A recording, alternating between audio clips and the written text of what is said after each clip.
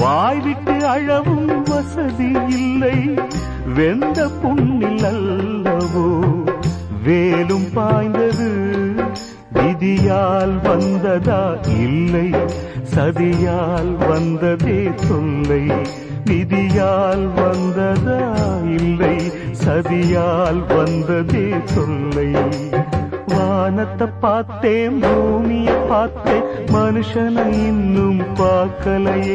நான் பிறந்தது அழுதிடத்தானா, ஏ விதியே சரிதானா?